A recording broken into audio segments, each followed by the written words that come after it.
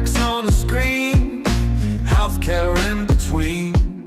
Physics, art, and math got us down this path. Historical tales come alive, where science and stories dive. Blended facts with heart, knowledge from the start. Meet rich blues we sing, to the future memory. Health and science in the mix, Meet got the fix. Complex subjects made right clear, now every episode in ways that we actually acquire the leads the way, and ways that make me more efficient. in the world of digital streams, turning knowledge into dreams. Through the tales of old, new stories unfold. Thank you so much for joining with me. It is truly an honor and a privilege.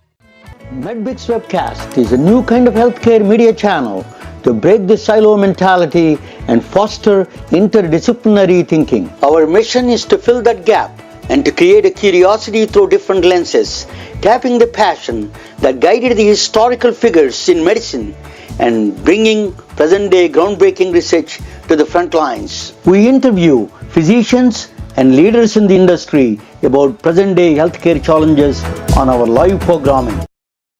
Hey, welcome to the MedBits Webcast. I got a different scene in the background. Do you see that? I'm in a different city of Atlanta. I'm in Atlanta, city of Atlanta right now. Okay, but anyway, this is my hometown. I've been here a long time, for 30 years. I started my career here, so Atlanta is my hometown actually. So I went on the way here. I went to the American College of Cardiology conference in Chicago. It is in Chicago in the McCormick Center. It's a huge, very well-known center. We have American College of Cardiology. All the cardiologists from around the world come down and talk about diagnosis, therapies, new diagnostic equipment, new therapies, all those things, new medicines. All of them, they get together and talk about it in a lot of big conference. I attended that one. So we had a great. I'm a part of the association called American Association of Physicians of Indian origin. We have 6,000 cardiologists from India practicing in the United States. I'm an active member. I'm not a physician, but I'm a member, and I'm really helping try to help the organization. The founder of that organization is Dr. Naveen Nanda, is a close friend of mine. Heart disease is the biggest number one disease. Okay, that is a really challenging.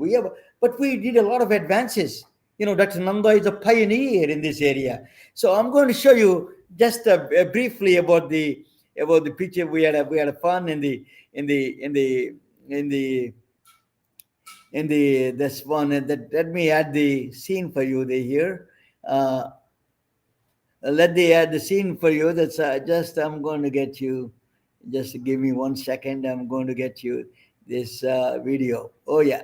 Okay. I hope it plays.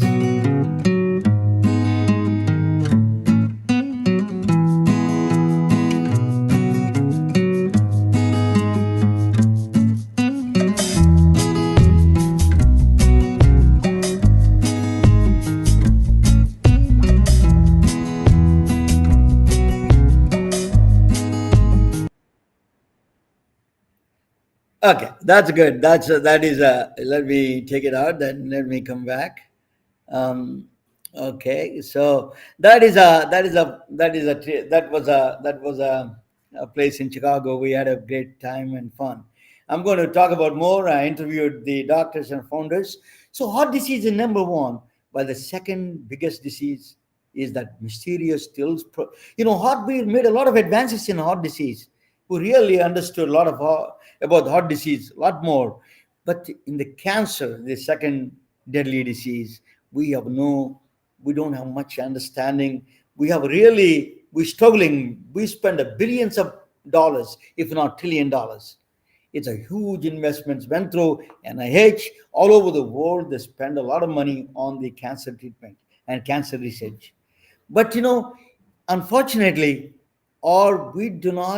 we didn't crack the origin, the real holy grail of the cancer. We just peripherals, we know some of the things we understood some extent, but the biggest challenge is cancer is still a puzzling disease in my view. So how do you, if the grants are $1 trillion grants going to NIH, from NIH to universities, and then pharmaceutical companies, there are still, we have not got any bigger outcomes. This is Einstein used to say, when if you keep on trying the old things and don't expect new things, anything new resolves. So we need to try to do something different. So we need to fund small startups, small cancer startups. In the That maybe 1,000 companies, they give $1 million each. Maybe they find something, because by using AI and quantum computers, they may find some solutions. So pioneer in this work, who is leading this kind of a startup cancer system, is Roger Royse. Of all the people in the world, is an attorney, is a tax attorney, is a startup basic class attorney from Silicon Valley, very veteran attorney, is a good friend of mine. Let me bring him to the main stage. Welcome, Roger. Roger, welcome to the. How did you get this involvement in the? Tell me a little bit background of yours, and then tell me why you were so much interested in the cancer startups. Okay, I wasn't sure what we were going to talk about tonight until just now, but that's okay. Yeah. We can run with that. So my name's Roger Royce. I'm a partner with Haynes Boone in Palo Alto. We're an AmLaw 100 law firm, and I do emerging growth and venture capital. That's startup companies, and that's formation, financing, and M&A exit. And as you know from my prior appearances, I have a background with agriculture technology startups. About 10 or 15 years ago, 10 or 12 years ago, I started a community called Silicon Valley AgTech. I come from an agricultural area. I have a lot of tech company clients. They were creating solutions to solve problems in food production and distribution. And that's how I got very interested and involved in that. More recently, I've become very interested and involved in oncology technology. And these are the startup companies that are solving the problem of cancer specifically. And you're absolutely right, Romano, when you say this is startup land. The large pharmaceutical companies are working on, let's be honest, they're driven by profits and they're risk averse. And they are driven on making the incremental improvements that don't really create tremendous amount of risk, but will justify the tremendous amount of money that has to go into them, mostly just trying to get through the FDA approval processes to get to market and get the product out in the hands of the consumers. Well, if you have shareholders to report to, like they all do, they're publicly held companies, you're not going to be very excited about swinging for the fences and taking big risks and placing big bets. That's what startups do. And this is an area that needs to be disrupted like no other that anyone has ever seen before. It is an area, and for a couple of reasons. Number one, let's just be honest. What we have is not working, okay? This problem is not getting, we're making incremental improvements, not the big improvements that we need to see. I was looking at the stats from the American Cancer Society the other day, and you can see, well, some cancers have gone down over the years, like lung cancer, because, who smokes anymore? Many other cancers have increased, okay? Well, how can that be? How can the incidence and the death rate be increasing in this day and age? So what we have now is not working. We need to do something different. What is that different thing? Well, I have seen so many technology companies now over the last 2-3 years that have just game-changing solutions and game-changing technologies, pharmaceutical solutions, immunology, even mechanical solutions. So there are big things out there. And I'm doing my best to try to get them to market. So, what are the complexities involved in the things like scientific? It is a complex. Cancer is a complex disease. It is a heterogeneous kind of thing. So, it is a lot of failures are there, high-end R&D. That's why a lot of people are averse to investing. The regular investors, angel investors or traditional investors, they're kind of nervous about investing in the cancer startups. Where do you think you can get how can you attract this kind of investment from? Who are the people that we need to really address to? Yeah, the venture community, the angel community, the affinity investors, typically that's family offices. All of the large nonprofit organizations have a venture investing arm, not just in oncology, but in other areas, for example, which I also work with. So we're all coming together, and it is definitely happening. And the constraints here now are there's a lot of companies, and the constraints are getting them in front of the right investors, the affinity investors. And then, of course, the elephant in the room, of course, is the regulatory process here in the United States in particular, because there are proven therapies out there now that you can get them in one of two ways. You can go to another country that doesn't have an FDA, or you can try to get some sort of special exemption and find a care facility that will actually go beyond standard of care under maybe a clinical research program, clinical trial, right to try, something like that. And it's just a very cumbersome procedure. And I talk to these companies and I see things that just blow me away. And I say, that is awesome. I say, when is that going to be available? Oh, 10 or 15 years, FDA will approve it maybe in that amount of time. And those are maybe the more extreme cases, but you get the idea. It's just a very expensive regulatory process here. Roger, can you give me a couple of examples of these startups, like one or two examples, which one they come across to your table? Yeah, God, just almost every day. So there's one, this is really fascinating. And I just read on LinkedIn today that they closed a funding, and I helped them as well by introducing them to some people that are very interested. But it's a group of young, smart guys from Harvard that came up with a stem cell therapy that it uses. So if you know what CAR T therapy is, this is very much in use in leukemia, lymphoma, and that's where it started. You basically re-engineer the T cells. The CAR is shimmering, so basically you re-engineer these T cells to be toxic to cancer cells, just at a super duper high level. Well, but it hasn't worked in solid tumors. Okay, well, here's some guys that said, you know what? We think with our gene splicing and our CRISPR technology, we can make that work in solid tumors. And in fact, we're going to go after the toughest one. We're going to start with glioblastoma. And early indications have been super promising. They did raise venture funding now. They were able to prove that much of the case. It's very exciting stuff, because if they crack that nut, that's a whole new world of therapies. And that's one of a million. I could go on for a long time about stuff I see that I get very excited about. Now we have to temper that excitement, because we've all been there before. We've seen, that magic pill that works super great on mice and then works on, tissue, outside in a test tube, and then it just doesn't work, in real life people. So, but I'm feeling good about that one in particular. We have no other option, because people are getting older, and the cancer is the biggest threat to the humanity itself. Even India and those countries we never saw seeing cancers are growing a big time. So we have to really address this problem. Otherwise, it's a health catastrophe in making. In fact, that is. So I think governments all over the world should put some money for these startups and allocate some money rather than ignoring them. That's what my feeling is. But let us talk about a little bit of. I came from agricultural state, in India. I grew up in agriculture.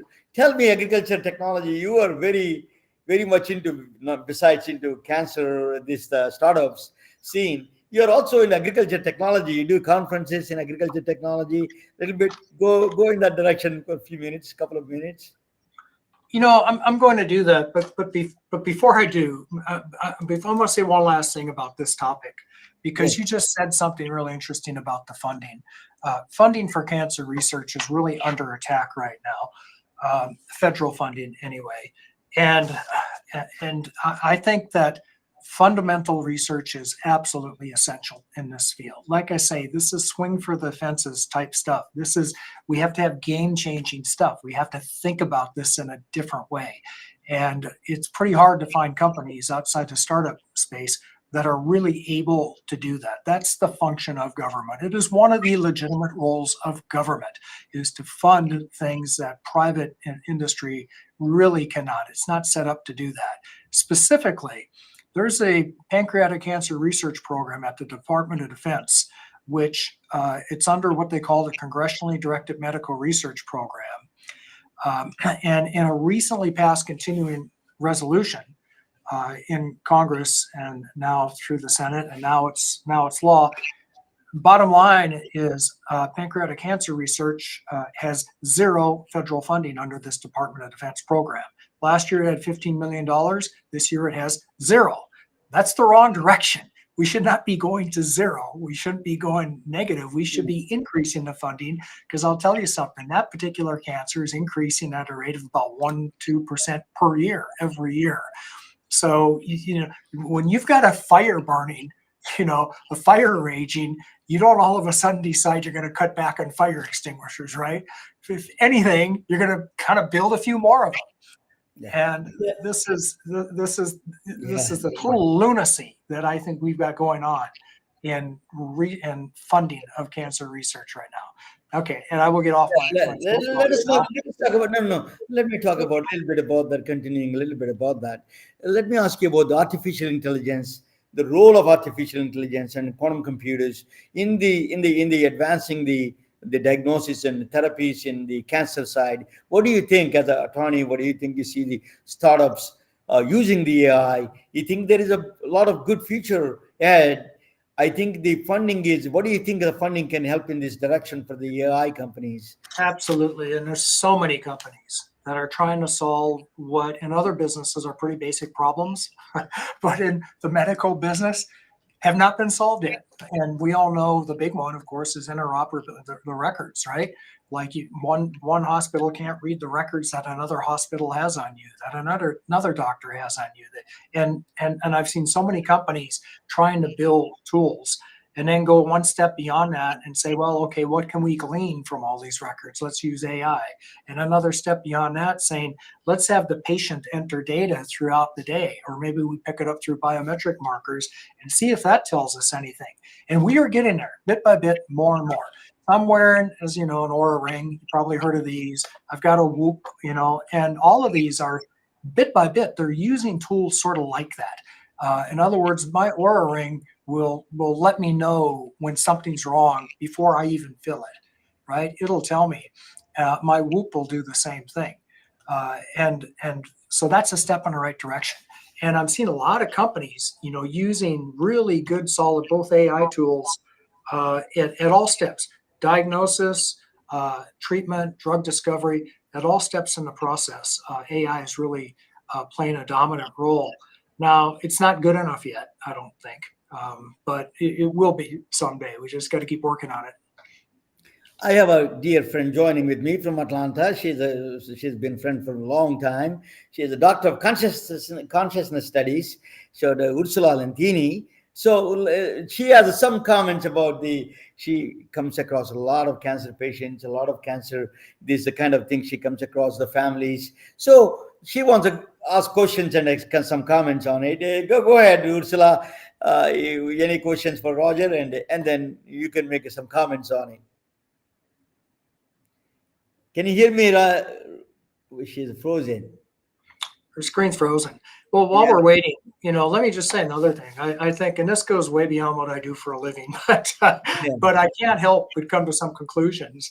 Yeah. And I see a lot of companies that are really way at the back end solving the disease after it's occurred. But there are another group of companies that are more focused on health, wellness, and longevity that I consider under the umbrella of health tech that I work with. And the philosophy is that, look, it's the best way to deal with chronic illness is to not get sick, right? So what can we do to not get sick? What can we do to reduce the odds of that happening? And there are a lot of companies that are creating tools that are going to help people do that. I suspect your friend, Dr. Ursula, probably speaks to wellness as well. Speaks to Improve our general health. Yeah. Can you hear me? I can hear you fine. Okay, go ahead. I think she's having some problem with the technology. Go ahead. You just keep talking. You know.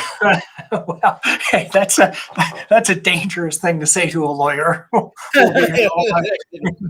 Well, jump in when you want. I want to talk more about some of the cancer tech, Yeah. oncology tech. I am into this. You know, in India there is a state called Punjab. You know, because they're exposed to the lot of agricultural pesticides. There's a huge burst of huge cancer systems came out, and then there is a train full of these cancer patients go from one state to other state for the cancer treatment. This train is full of cancer patients across the India. They go. It is a really horrible scene to see. You know, this is kind of what is causing the food. You know, they let me bring Ursula. Has a lot of comments about it. Ursula, are you there? I don't know where is she. She's. I'm here now. I'm on my phone. As soon as I came on, I was there, and then anyway, Yeah. Mr. Royce, I'm so glad that we're not alone, because I've been in the space of alternative medicine, and we're shouting and screaming from the rooftops. But doctors who come up with cures disappear. They're shut down, they're threatened, they have to go under the radar, and they're afraid to tell that they've discovered a cure for cancer. It's happened for decades, and you're absolutely right. You already know, if we can get rid of the things that cause cancer, then we're going to be really fighting the system. I just recently found out that the cigarette companies, who you just said who smokes anymore, who are profiting handsomely, have moved to the food industry to make sure that the addiction chemicals that they were using in cigarettes are now in foods, and those are the things that are causing the cancer. We all know that 100 years ago, when we were eating farm fresh food and going to people's houses for dinner, eating handmade food, people that didn't even know what cancer was. So we can point to the food and say yes, and the carcinogens in the food compared to the European countries that don't even allow our garbage in their food is obviously the cause. So when we look at our country and say, how can the food industry poison our children specifically because they're weakening the immune system, not promote breastfeeding, which completely boosts the immune system, and then we can't fight about it. Parents and families can't fight about it. So when we can address things in that direction, the other direction, which is the same direction, if somebody has cancer, they could go on a raw food, they could go on an extreme cleanse, they can do infrared treatments, there's natural things that are mistletoe, there's all kinds of natural things that are available. It's if the cancer's caught soon enough that it can be affected when it's into big tumors. So what do you think about everything I just shared? Well, you said a mouthful. So the one thing, so let's take a few of your points, because you really did say a lot there. So number one, the environmental stuff. I mean, speaking of AI, I've been sitting here forever now on AI because it'll just occur to me that's the cause of cancer, and I type into AI, show me the trend in first, like high fructose corn syrup and cancer. Almost, but we can't just pin it on that because that's actually gone down the last 20 years. Okay, how about sugar? No, not quite a perfect correlation. Obesity is a pretty close correlation. But what is the one? Is it microplastics? Is it the antibiotics? Is it the hormones in the meat? What the heck is it? Something's causing this. And you may be right. It might be highly processed foods. And it's interesting that you use that example because there's been a lawsuit filed against all of the big food companies now using the exact same legal theories that were used against the tobacco companies 20 years ago when they all start getting sued uh, for, for putting dangerous products into the market. And you can see that really changed the tobacco industry and it changed public's perception of them and how we work. And that whole kind of thing is happening now with food companies. Same claims. And the plaintiff is a fellow. In fact, I think he's from your neck of the woods there, who's a type 2 diabetic. And he said, "Look, you guys turned me into a diabetic." He says, "You knew this was going to happen, and you marketed this to me." And we haven't even talked about what they do to the children. This is an adult saying, you should have known, you should have warned me, you should have let me do this. So we'll see how that case turns out. But you can see that there definitely is a focus, a bullseye on food. Now, I don't want to say that's the one cause because like cancer is a complex set of diseases. It's like you said, Ramona, it's heterogeneous. But I will say that I have an app for that. I have an app that tracks my carbs every day, and I think you'd have to be awfully reckless these days if you're on a processed carb diet or on a high sugar diet anymore. And again, there's technologies that are out there now that will help you monitor that. There are blood sugar monitors, glucose monitors, that will help you monitor that and let you know what you can eat and what you can't eat. So again, I'm always like an optimist and a big believer in tech. And I think what we're going to find out, Dr. Ursula, is that there's a lot of contributors. I just listened to a podcast, and I think you're right. I think our food system is probably the number one biggest thing. But I don't think we can discount microplastics, mold, lots of other stuff, chemicals. And there's a growing body of evidence now that the coronavirus is itself an oncovirus, a weak oncovirus, kind of like HPV and hepatitis and some of the others. And we'll see, we'll see. But Mhm. Roger, that you're involved with the agriculture technology, right? So what Yeah. is agriculture technology can help in this direction to really Oh, simplify the process? there's absolutely overlap. I know where you're going with this. The Uh-huh. carrot and my family was in the produce business, right? So the carrot that my parents would sell 50 years ago, it's not the same carrot you're buying in a store today, right? It doesn't have the same nutritional value. And well, why is that? And that's a soil health issue. And for the last 10 years, I've been looking at companies focused on the problem of soil health and maybe hydroponic or aquaponic, which is the latest big thing, but not so late, but it's a big thing. But there are natural, take the pesticides, the chemicals out of the ground and start using more natural types of pesticides. So that I think that's part of it. I think it's just the quality of our food has just changed so much over the years. Ursula, that the thing is that Roger is a very active in the cancer startup scene. I didn't know whether you're watching that. Yes, The- I'm listening. yeah. So I think what do you think of the mental health play a role in the dealing with this kind of a complex disease? Yeah. Well, again, this is not a couple things. Number one, there are a lot of startups aimed at that too, right? that have apps that will try to help you with mindfulness and meditation and measure your mood and track different things. And so as part of my involvement in the community, I have occasion to talk to a lot of cancer patients.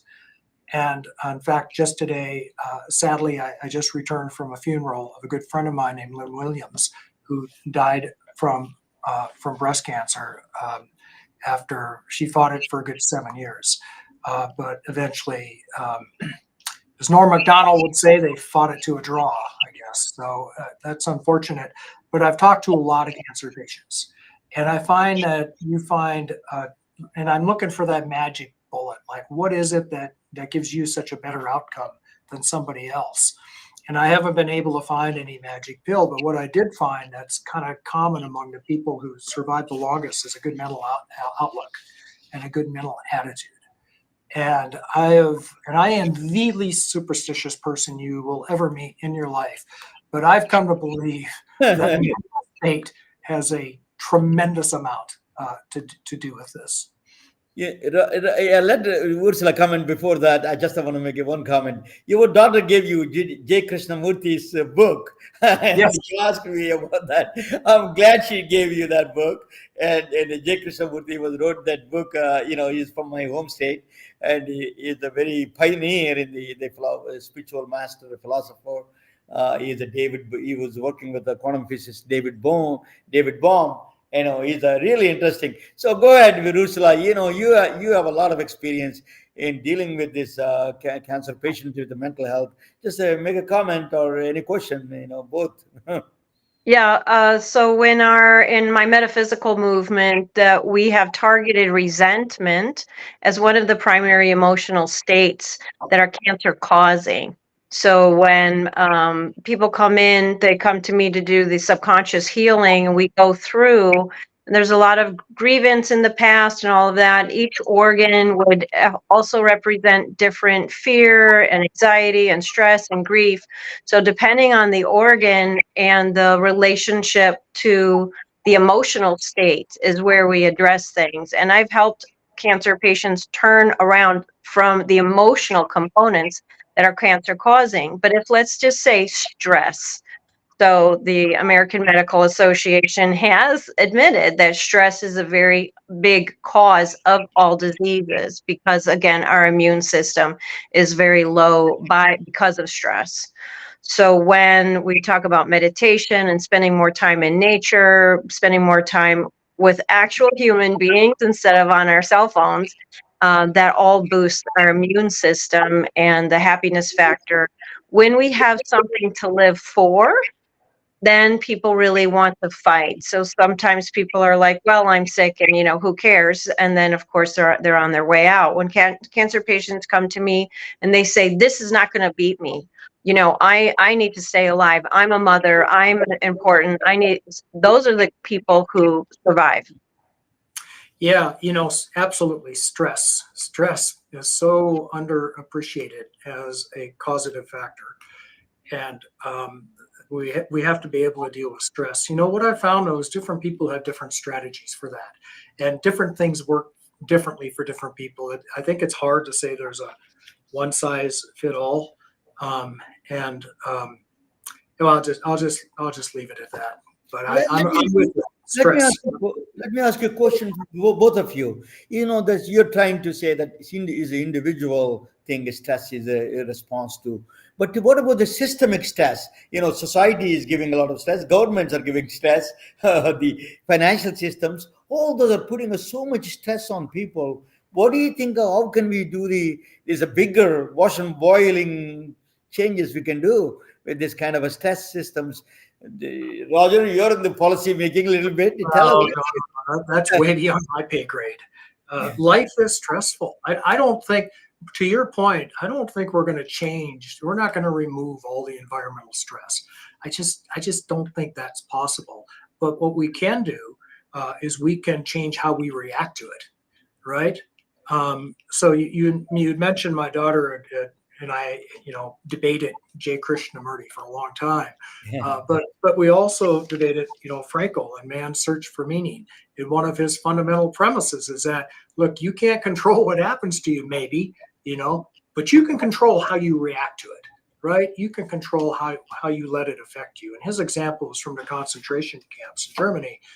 But I've always been very drawn to that sort of existential psychology philosophy, because it goes right to the heart of the big killer, which is stress. Now, for a materialist like me, what that means is the stress causes a cortisol reaction, which triggers adrenaline, which raises your blood sugar, which creates IGF growth factor, which tells the cancer cell, oh, you need to grow. You're in an environment where you should grow. That, to me, the pathway is right along those lines. There might be something else to it that I can't see, but that's clear. That we absolutely can see, in a lab under a microscope. Let's And talk if about you go, hold on, so if you go to the same lab and say, what is the chemical response to a 20-second hug?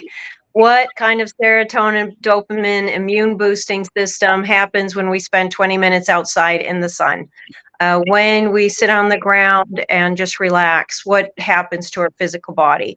So in this stress, outside stress world, we have to inner resource now. So what's making us happy? What is filling up our cup? So when when the day comes along and takes from us, that we have something left at the end of the day. So each person, like you were saying, needs to find their own thing of happiness. Is it music? Is it dance? Is it other people? Is it relationship? Is it a little more sleep than 5 hours? Is it finding, farm fresh food? Is it fasting? Is it spending time in nature over the weekends? So it's very, very simple because we've survived for thousands of years pre-technology and lived pretty healthily. But when we have this new disease that goes along with the cancer, the all the inventions, we have to see, well, okay, if it wasn't there, let's go back to the simple things in life that really are meaningful. I've done a lot of hospice work, and the number one problem around dying is regret. So if we can create a regret-free lifestyle, then that would probably help with our immune system. But Yeah, that's let me ask the Roger to change his little hat, different hat, to put a startup attorney hat. Attorney, he is a very well known attorney from Silicon Valley. He does advise a lot of startup. He wrote a book called 10,000 Startups. Author of the book. So tell us a little bit about the book, and then let us talk about the startup. What is the investments? Because a lot of my audience are doctors, so that is give me some what are they can invest and how they can invest, and then what are the tax benefits or all those things very well. So give us a little bit background about your different hat kind of a thing. yeah. So shifting gears. So 10,000 Startups. It's actually my second book on startup law. Is just basically kind of like we're sitting here talking about health so that people can take control of their own health and self-educate and understand what they should stay away from and maybe what they should do more exercise, more outside maybe, and less alcohol and sugar.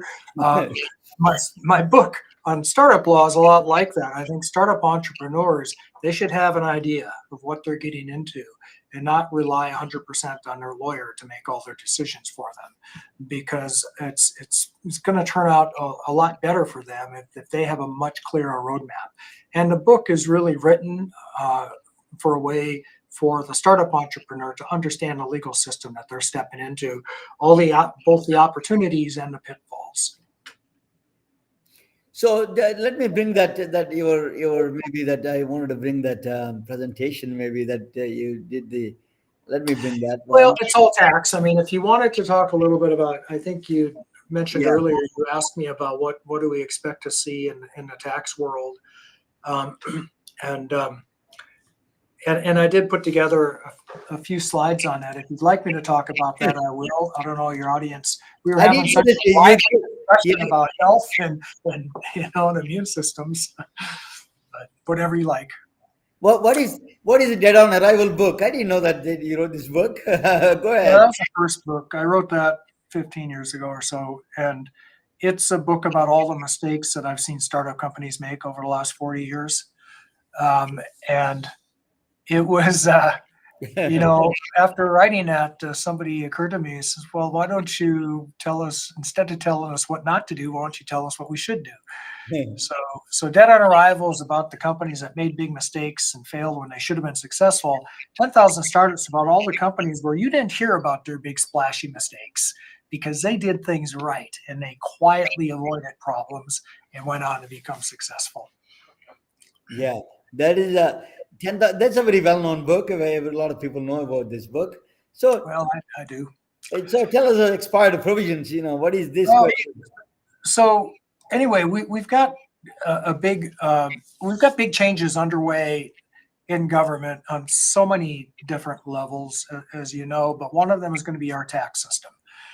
And we have a set of tax provisions that were enacted in 2017 that were set to expire in the next couple of years. Some of them expired in 2024. And the reason being, it has to do with the way tax bills get passed and how they score them and figure out the revenue impact. So they sunset after 10 years, typically, a lot of provisions.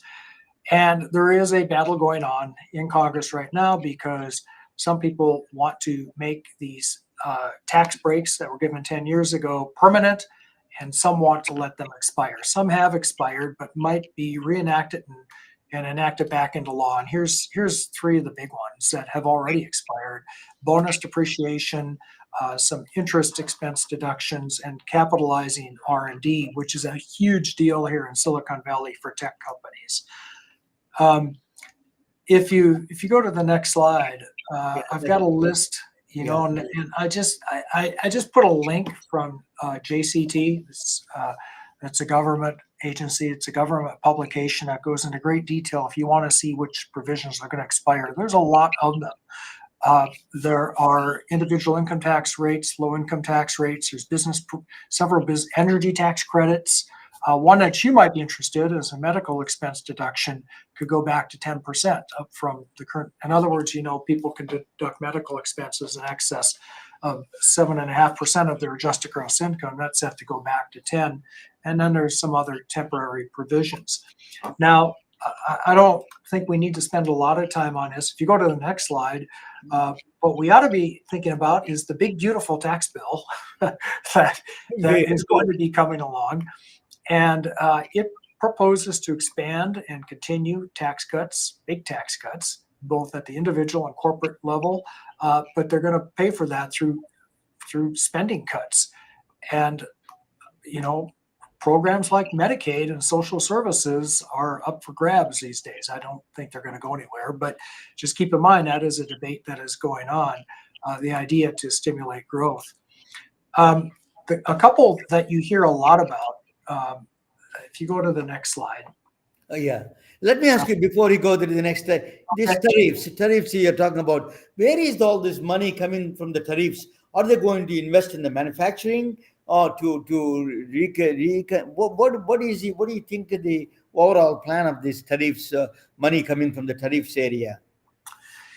Yeah, who knows? We all know about Liberation Day, and now we're under the tariffs. We saw what happened to the stock market. And as we all know, the theory behind the tariffs is that that's going to influence consumers to buy more American products, which will generate U.S. manufacturing, which will create U.S. jobs.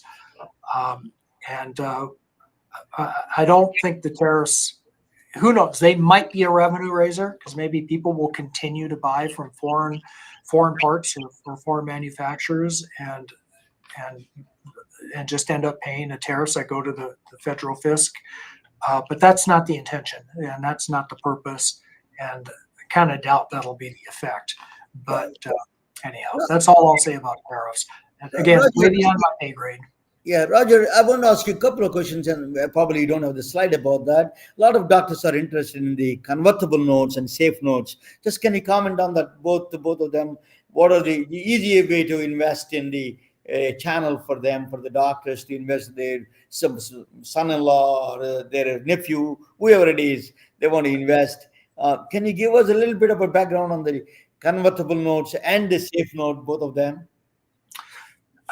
Well, yes. So if you, Mr. Physician, are the investor in the company, the company is going to give you probably not equity because that's very expensive. They're going to give you something that's very equity-like. It's either a note that will convert into equity down the road, or these days it's almost on the coast, on the West Coast especially, it's always a safe, simple agreement for future equity.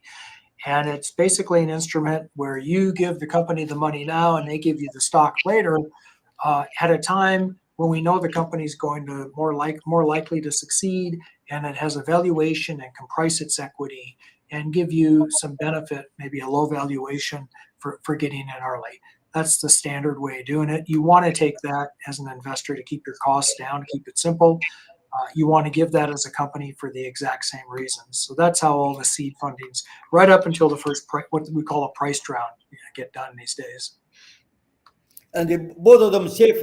So these are all the instruments, financial instruments are going to be valid in the new government now. The safe and convertible note that's safe in this present system. What do you think of that? Nothing's going to change. And you raise kind of an interesting issue. The beauty of the post money safe, they call it, is that even though you're not going through all the trouble of giving voting stock to somebody, they still can take the position that what they have is what we call qualified small business stock. And qualified small business stock is stock issued by a business worth less $50 million in an active trader business. It's originally issued as a C corporation. Almost every startup meets all these requirements. And that means the investors in startups, they have this QSBS. Well, why do you want that? Because if you hold it for 5 years, sell it, you don't pay any federal tax on up to the greater of $10 million or 10 times your cost basis. That is a huge giveaway, zero federal tax. And I know venture capitalists that have moved to states with no state income tax like Texas, and all their income is QSBS, and they live in a tax haven in the United States. They pay zero tax to any state or federal agency. That's a huge giveaway, and nobody's talking about that. That's safe. We're talking about getting rid of carried interest. We're talking about the state tax deduction. We're talking about not taxing tips. We're talking about not taxing overtime. Nobody's talking about taxing QSBS. And every year that comes up and it never goes anywhere. This year it hasn't even entered the public dialogue. So, if they wanted to talk with Roger Royse, that's a number, that's a telephone number, and his email address is very straightforward. He's a partner in the Roger Royse Haynes Boone, the very prestigious legal firm in Silicon Valley. So that is where you can reach him. Roger Royse, you just Google him, he's all over the place, everywhere he's there. So let me ask you, we started with a cancer. Let me bring it back, all this. Let me take this one out. So we all, that's all. Let me just me do this. Yeah. So Roger, what do you think we are all struggling? The cancer startups, you are really evangelist for this. You're trying to do last 1 year. Every time there is a thing, so you're progressing about this kind of cancer startups. You're inviting a lot of people. And what do you think the doctors can do, or physicians, healthcare executives, hospitals can do to promote this kind of cancer startups? Well, again, I think the best way to deal with cancer is not to get it. If you do get it, to catch it as early as possible. And then I want to circle back, something I've been wanting to say, and I keep forgetting, but I agree with Dr. Ursula 100% when she talks about protecting the immune system. I mean, it's really all we got. At the end of the day, that's the only thing that's standing between us and disease. And I would really like to see, I guess, in a perfect world. And by the way, I am not anti-doctor. I'm as pro-doctor as they come. I have so many friends that are doctors. My hat's off to you for doing what you do. But I think the U.S. medical system is really designed to treat the disease instead of preventing the disease. And I really would like to see more doctors in a position, to say, hey, you might want to start thinking, about changing your diet before you become pre-diabetic or diabetic, or you might want to, think about, balancing the right foods and meals and supplements before your immune system is so trashed that stuff starts to happen. And I don't think that really happens that much in America.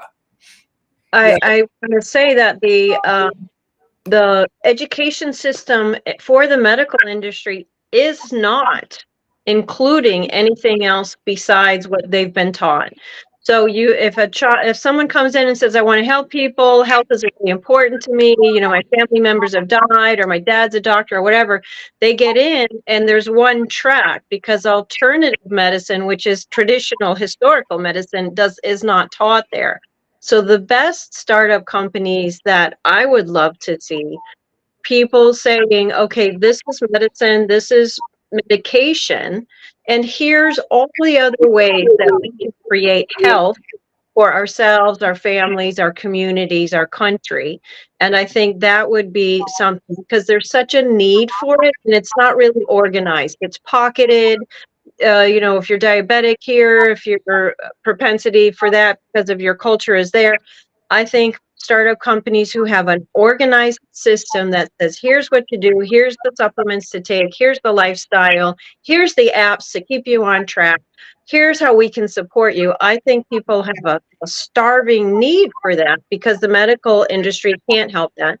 And many doctors are looking for that. They're not being trained in that, but after their training, their formal training, they're getting other training to help their patients.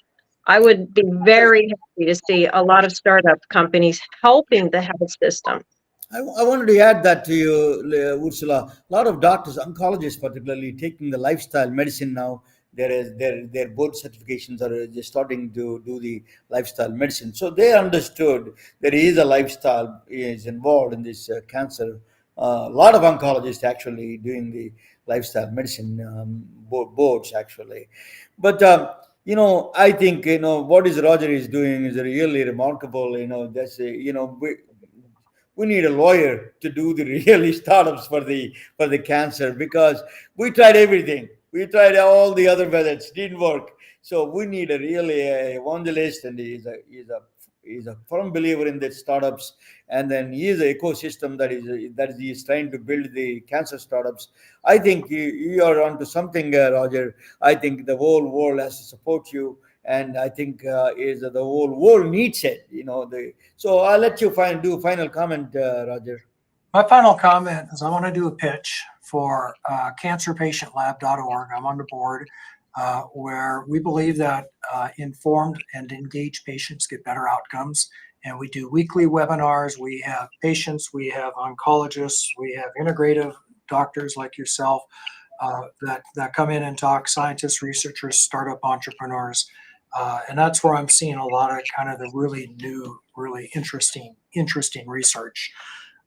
Secondly, my own website that I created, cancertherapystartups.com. You can take a look at 10-minute videos from a couple dozen, I guess, oncology tech companies that I've seen and I like. I got them all posted on the website. Think of it as a demo day, online. And then thirdly, the final thing in this space, together with my good friend Bob Carr from SV Link, we're going to go ahead and create an oncology tech conference here in Silicon Valley. Hopefully, we wanted to do it this summer, probably be next fall, here in Silicon Valley, where we're just going to try and bring the community together in a live venue and give these startups some panel exposure and some pitch exposure. So stay tuned. So delightful to talk with you, Roger. It's always a pleasure talking with you. And Ursula, you're always, great advice you give. Roger, you're a treasure to the Silicon Valley and in the startup scene.